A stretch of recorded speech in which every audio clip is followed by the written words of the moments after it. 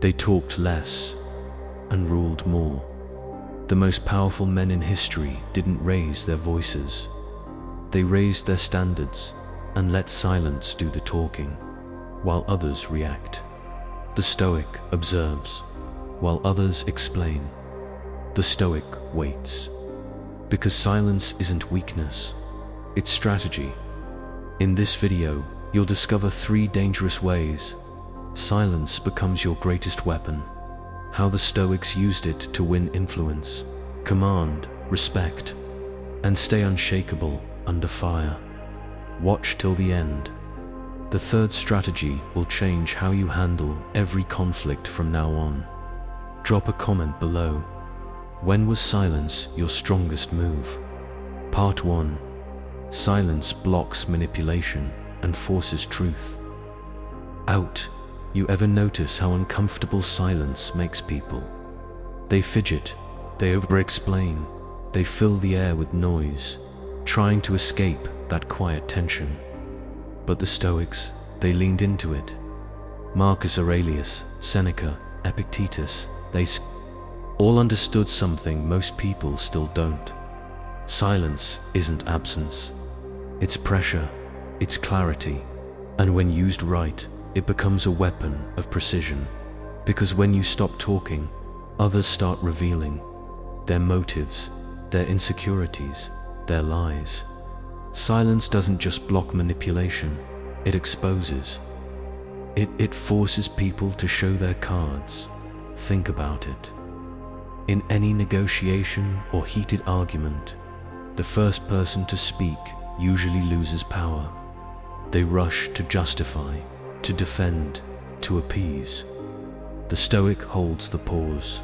They give nothing away, they wait. And in that waiting, the other person starts bending. They start filling in the blanks, guessing your thoughts, revealing their own weaknesses. Marcus Aurelius wrote, "If you're quiet about your intentions, no one can oppose them." That's not just poetic, it's tactical. In a world obsessed with broadcasting everything, the one who says less is mysterious. The one who speaks only when necessary becomes someone people listen to, because their words carry weight. They weren't handed out cheaply. You don't need to respond to every insult. You don't need to justify every choice. Let the silence do the talking. That's what Epictetus taught. We have 2 ears and 1 mouth, so that we can listen twice, as much as we speak. But the point isn't just listening. It's what silence does to the other person. It unsettles them. It slows them down. It makes them wonder what you're thinking. And in that space of wondering, they trip up. The Stoic doesn't just stay silent to be passive.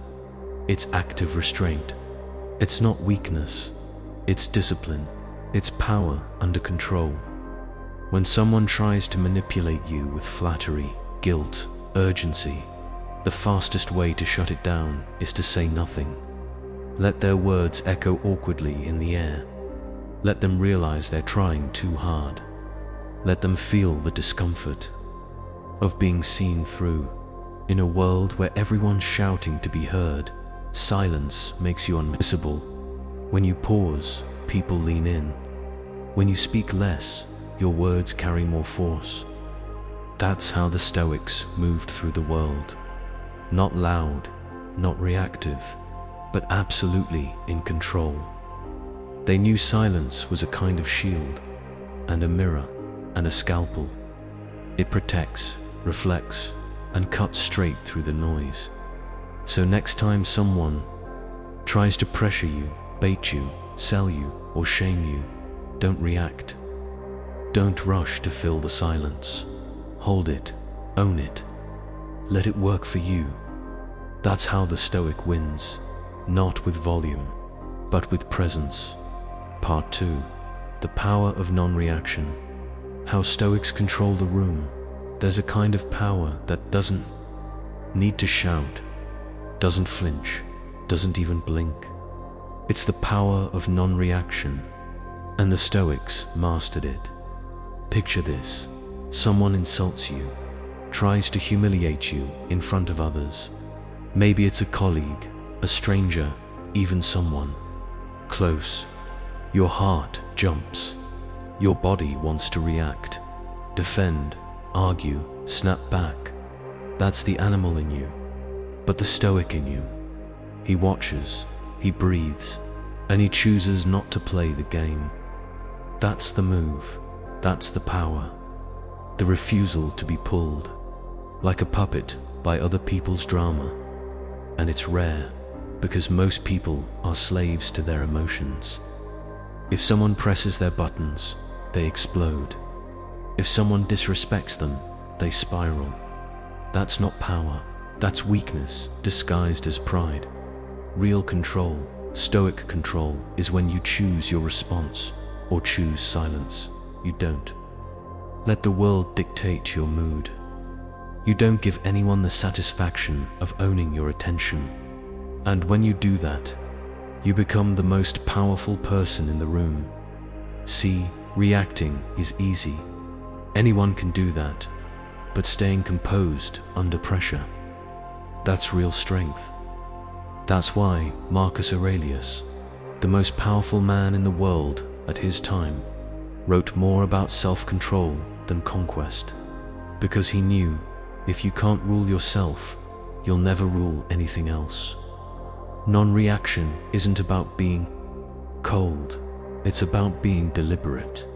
It's about saying, you don't get to decide who I am today. That's a boundary.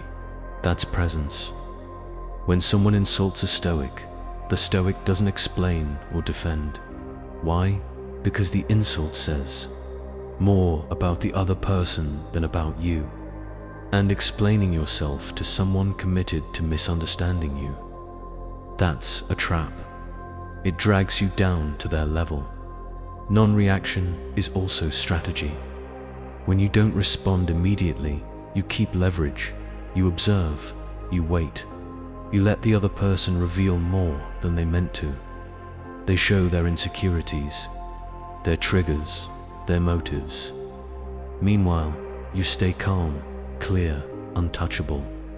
It's not apathy, it's awareness, and it shakes people. Because we're so used to getting a reaction, even a negative one, that silence feels like rejection. It feels like resistance. And that's exactly what it is. Epictetus said it best. It's not what happens to you, but how you react to it that matters. Every day, you're being tested by traffic, by criticism, by people trying to rattle you. The Stoic doesn't take the bait. He sees the game, and he steps aside. You don't always need to win arguments. Sometimes the real win is walking away unchanged, still focused, still grounded, still in control. Because in a world on fire with noise, outrage, and ego, stillness is rebellion, and non-reaction is your edge. Part 3. Silence as a mirror. Let others reveal themselves first. Silence has a way of making people uncomfortable. And when people are uncomfortable, they reveal things they didn't plan to. That's the beauty of using silence as a mirror. Instead of filling every moment with words, the Stoic waits, observes, listens. And in that waiting, the truth often comes out on its own. Most people can't stand silence. They rush to fill it with explanations, justifications, even lies. But when you stay calm and quiet, you create a space where their words start to spill out uncontrollably. It's not manipulation, it's presence. It's giving others room to show you who they really are. Because when someone is talking, they're revealing their thoughts, their fears, their insecurities. And you're simply gathering information.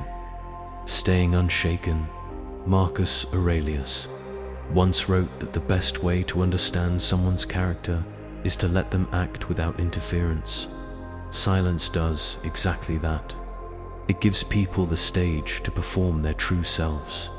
They reveal their intentions, their strengths, and their weaknesses. And by not interrupting, by not reacting, you gain an edge. You see the world as it is, not as someone wants you to see it. Think about the last time someone was desperate to prove something to you. Maybe they over-explained or kept repeating their point or tried to push you into reacting. Did you notice how silence made them more nervous, more agitated? That's because silence feels like a mirror they can't control. It reflects back their own insecurities, and the Stoic knows you don't need to engage every time. Sometimes the smartest move is simply to let someone keep talking until they reveal everything. Silence is also powerful in negotiations or conflicts. When someone makes an offer or a statement, the average person responds immediately, filling the air with words. But the Stoic knows the value of pausing, waiting, letting the other side break the silence first. More often than not, they'll reveal more than they intended. Better terms, hidden fears, or even their real motives. There's also something deeply personal about silence. When you don't rush to speak, you give yourself time to think. You stop yourself from saying things you'll regret. You filter your words through wisdom, not impulse.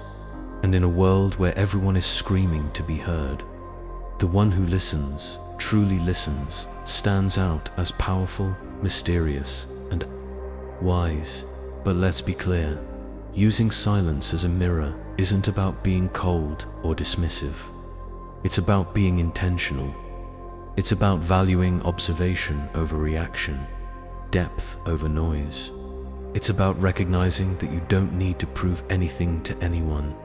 And in that confidence, you create a space where people reveal themselves naturally, so next time someone tries to provoke you, or when you're in a room full of endless chatter, remember this: your silence is a tool, a shield, a mirror.